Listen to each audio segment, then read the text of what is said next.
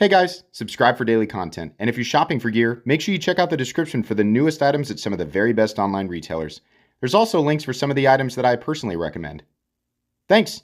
What's going on YouTube? Metal Complex here, and today I've got a short little knife review slash knife overview to share with you guys. This is the Vosteed Vombat, is how you say that. I wonder if I can actually show you. Yeah, the Vombat. So this is a knife I feel like maybe not a lot of people know exists. First of all, I invite you to check out Vosteed's website, especially if you're newer to the knife world. Vosteed makes some of the best dollar for dollar quality knives on planet Earth. I've reviewed many of them. I have reviewed many knives, and there are many different types of knives and brands that I like at various price points for different reasons. But when it comes to, utility and quality and, materials for the money, all of that, all the stuff combined that you're looking for in a pocket knife, Vosteed tends to do some of the best work, especially as we get down, like not in the multi-$100 department, but we get down closer to the mid-range and especially the budget territory. And the Vombat is incredible. I'll tell you right now, this is a 60 to 62 HRC M390 blade with a crossbar lock and aluminum scales on a steel frame for $139. It's a pretty darn good deal. You can also get custom scales. In this case, we have a sample scale here that they had sent me to showcase while I was reviewing it. We have another aluminum scale here. I think they also have, a couple other options there. It comes with a hardware kit. I think these are like $25 or less. Pretty cool. I'll link it down in the description. You guys can check it out. It does help my channel when you use those links, but that's up to you. Thanks to my patrons for supporting me. Let's get through specs here real quick so I can just give you the main highlights here. Overall length is actually coming in at 6.75 inches.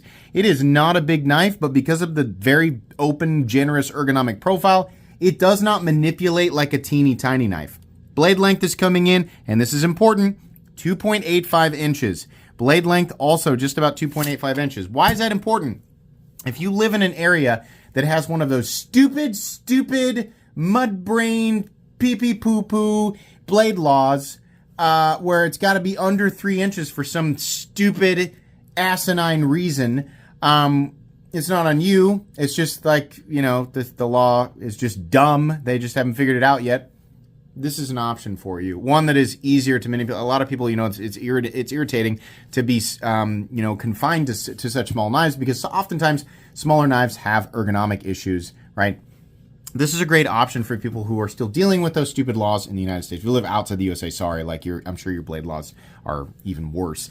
But within the United States, if you've been irritated by, the parameters that contain the knives that you can actually legally carry, this might be a better option for you because it really is very openly ergonomic and very easy to manipulate.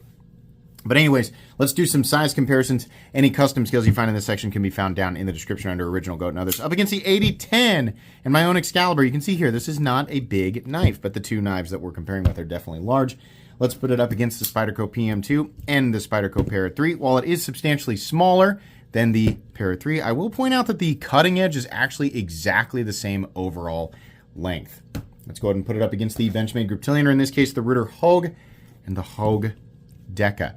How's the action on this guy? This is a crossbar lock, so you guys are super familiar with these locking systems. A lot of people would say, by familiar with, do you mean bored? And I would say, yeah. But fortunately, Vosteed is one of those companies who's actually experimenting or creating knives with the compression lock, which is good, right? But some people will still prefer a crossbar lock for a number of different reasons. This is completely and totally ambidextrous, for example, so your experience with the left hand is the same with the right. Vosteed, in my opinion, does some of the better compression locks on the market. You don't have to worry about disengagement or anything like that when you're using the knife the way that it should be used. They have exactly the right amount of tension on this guy, and it is very easy to manipulate with the thumb stud. I mean, for a knife that's on the smaller side, second nature. They made it perfect like they usually do. I have no issues with that. It runs on bearings. It just feels great. Carry profile thickness up against the Spyderco Para 3. This is not a thick knife. Length and height up against the PM2 and the Para 3. This is a stupidly easy knife to carry because it is small, lightweight, and compact, which is not necessarily a unique trait in 2025, but as far as everything that Vosteed could do to get it right within those parameters or in that category, they did it exactly right. This is an easy knife to carry. Let's go ahead and do a hardware check. I'll get out my tools As per usual, my tools are very inexpensive and very recommendable. You can find them right down in the section of my description that talks about the tools I use on this channel. So you can see here, hold on a second. Is this it? No. I wish that this was like a deeper, a T8. So let's go through the body screws here real quick, and then we have something else to talk about. We got T8, we got T8, we got T8 for the clip screw, which is ambidextrous. We got a little bit of, it's like personalization here. So what's this thing on the pocket clip? It is a tab that can be added, and we've got a few different colors here that come with the scales. I think that's kind of neat. It might assist a little bit in like leverage, like pulling it out of your pocket. So that's kind of cool. I think it's probably slightly adjustable. Yeah, so you can kind of put it where you want. And you can add a little bit of color, a little bit of flair to contrast with whatever scale color you've chosen. That's kind of neat. Doesn't look like it'll easily come off of there, so that's cool. It's all T8. So where's the pivot and how do you adjust it? You obviously have to take the scale off to adjust the pivot. That's so annoying. Actually, if you caught it right here, there's a little hole, and inside that hole, I mean, you can take the scale off and there is like a visible, pivot there. But removing the scales to, replace them, obviously that's super easy. But if you want to adjust the pivot, in this case, it's a T8, you simply put your bit in that hole there and you can easily adjust it without having to remove the scale. I think that's kind of neat. Some people really don't care if you can see the scale or not. I think it actually adds to the aesthetic of this knife. I think that's really, really cool. Obviously, the custom scales have that hole as well. I don't mind seeing that little hole there. It's not even on the show side. Like that's a really cool way of doing that. Such a little tiny thing, but that's such a thing that knife people appreciate. And Vosteed is heavily tuned in to those types of little tiny things. So I think that is awesome. I think that is entirely a benefit. It doesn't change anything about the disassembly or the adjustment of the knife, like the maintenance of the knife. It just adds to the aesthetic. I think that is awesome. As long as you have the right tools for the job, you should be good to go. So let's go ahead and measure the blade stock thickness here, and then we will weigh it. Blade stock thickness on this knife is coming in at 114,000, so it's definitely on the thinner side.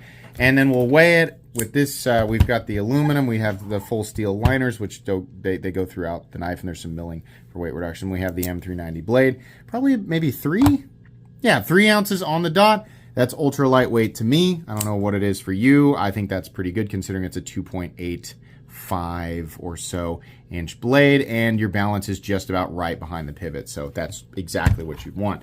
Meat and potatoes time. This is about as straightforward as it gets. This is Vosteed's, or it's another sort of, Vosteed bug out. Like every company kind of has their own bug out. And in my opinion, pretty much every company has done the bug out better than Benchmade. I think that it would be cool if Vosteed considered making this exact knife, but a little bit longer for people who want the same thing, but a bigger knife. But if not, this isn't a great option for essentially everybody. You can see here my grip on this knife. I can get a full grip on this thing, despite it not being a huge knife. It's also very, very comfortable considering the wire clip is not some big, crazy, pokey thing, right? Fully ambidextrous. Same experience either way. The jimping is phenomenal on this. Super functional, very grippy. You can even use it up here. Also love the straightforward utilitarian drop point blade. It's just plain, simple. M390 from 60 to 62. Thank you, Vosteed. Thank goodness there are companies out there who will just hit the numbers the way we want to see them hit on production knives. This isn't a super duper crazy expensive knife. Vosteed has competitors that will charge more than double for their knives. Obviously, they might have more premium handle materials, but more than double for their knives. And not even get those numbers correct for M390. So that's really, really great. I like the look of this, honestly. It's cool with the custom scales, but I honestly just really like the machined aluminum here. I think it just gives it such a premium look. I hope they continue to make more scales for these. There's not really a whole lot to say outside of that. I mean, it says Vosteed on one side, and then M390 on the other. So there's not a lot of billboarding or branding. It's just a straightforward pocket knife, and I really like that. There's no jimping or anything on the back here. There is jimping on the butt end of the knife for some reason. For like this, okay, it does work well for that. I'll give it that, right? As far as being able to attach a lanyard, yeah, there is a little lanyard bar right here. It is guarded from the edge with those two standoffs there, so that's cool. Nothing else there. In and out of the pocket, actually super easy. Despite this being textured, it's nice and smooth. So in and out of the pocket, totally easy. Honestly, it's just a very, very good, straightforward experience. I mean, like, I've said this many times. With a pocket knife that I'm buying for a utilitarian, convenient cutting tool, I'm not buying for any fancy reason. I definitely have my knives that I purchase like just because I want them. I want to carry something cool and flashy. This is the type of knife that I would purchase and use specifically because it is convenient and it is straightforward. I don't need to use any brain cells to get this thing in and out of my pocket, to deploy it, to use it, and to put it away. Right? We have low maintenance, easy access to fasteners. It's just kind of for somebody who doesn't want to get into the weeds of all the little teeny tiny wacky little things involved with the enthusiast knife world. This is the type of knife that, retains that sort of premium element without getting too lost in itself. And some people really, really appreciate that. I do, definitely. Lockup, completely and totally solid. No lock stick, no pivot lash. Nice and smooth in here, and honestly, pretty good tension with those Omega springs, keeping the blade down into the closed position. And then we also have perfect centering, which is nice.